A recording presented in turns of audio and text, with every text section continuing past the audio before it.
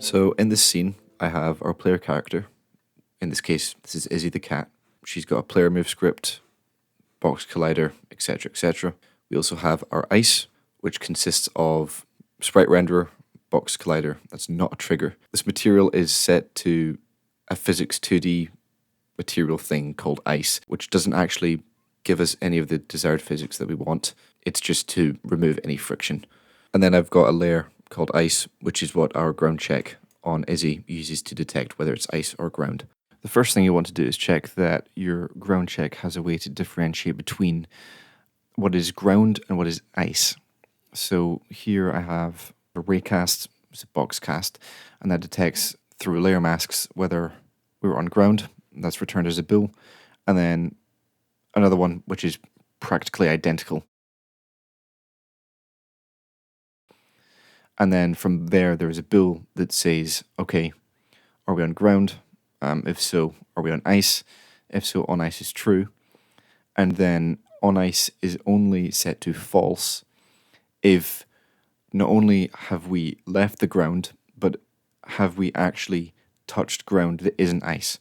So it's set to true, and even after you jump off the ice, it's still set to true until we specifically touch ground that isn't ice. This is important for the way that we want the physics stuff to work. However your ground check works, if you have box colliders, raycasts, however you do yours, find a way to make a similar system kind of work so that we have this bool. Then in the player move script, this is in the update function.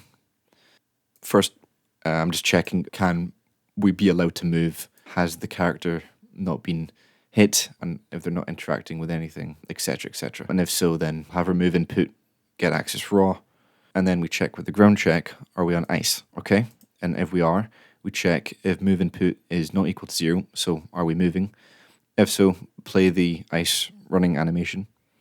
And then this part's important. So this is the ice move input, and then we increment that by delta time, and then we times it by the move input, which basically means are we going left or right, and that'll make it positive or negative. So as long as we're on the ice and we're moving, remember this bool, then this timer increases, and then later on we'll increase the speed of our character with this, so that the longer they're on the ice for, the faster they'll get over time. And then if we're standing still, then we want to check, okay, well, obviously, we no longer want to play the animation. And then we check, are they facing right? So if the move input's positive, then they're facing right. Then we want to decrement that by time.delta time.